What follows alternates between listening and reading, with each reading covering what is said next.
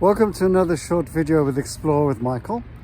At the moment I'm actually in the city of Westminster and I'm on the north side of the River Thames. Now just on the other side of the river there you can see Lambeth Palace, and this is where the Archbishop of Canterbury keeps his toothbrush when he is in London.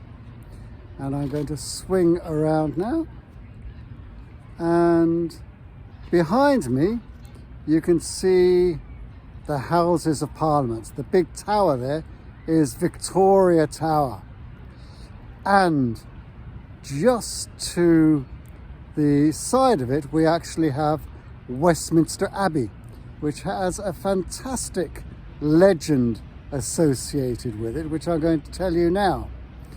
I can't vouch for the validity of it, but it is a great story.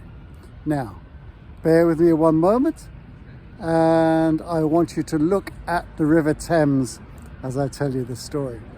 Legend has it that in the Dark Ages, after the Romans had left and before the Normans had came here, there was a fisherman fishing in the Thames for salmon.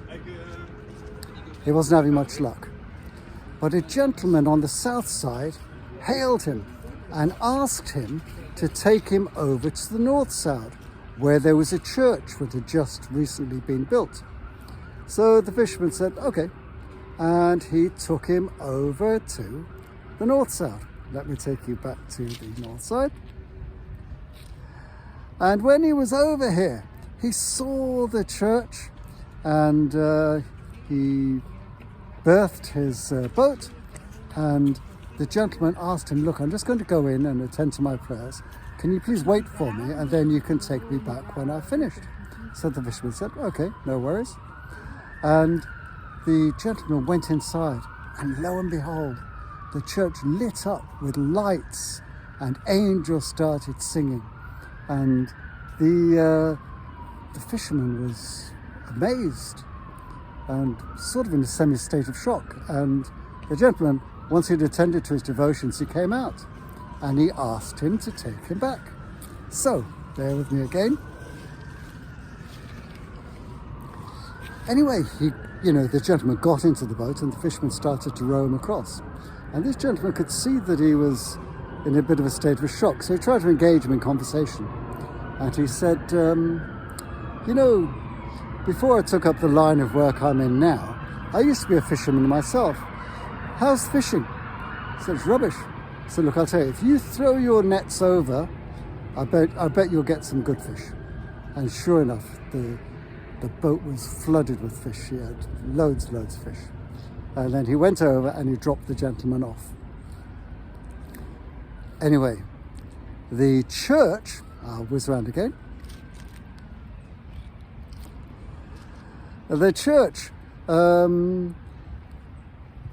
eventually became Westminster Abbey, but it was called actually, and it still is called to this day, St. Peter's, because the gentleman in the boat was none other than St. Peter himself, who came to offer his devotions and consecrate the church effectively.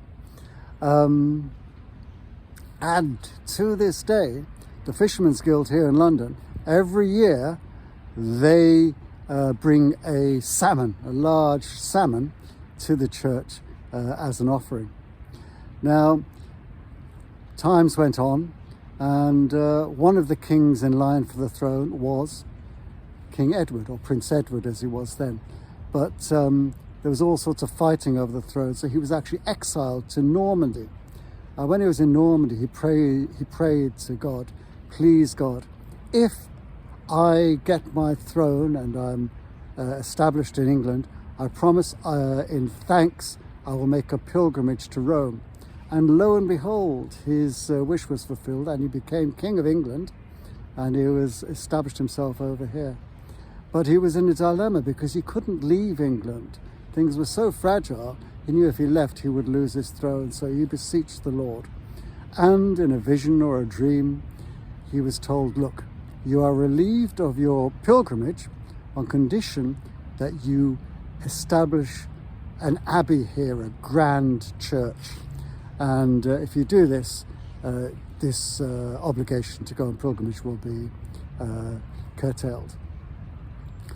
The abbey was built, and in fact St. Edward the Confessor is actually buried here, and consequently if somebody makes a pilgrimage to St. Peter's here in London, it's considered as if they had made a pilgrimage to St. Peter's in Rome itself.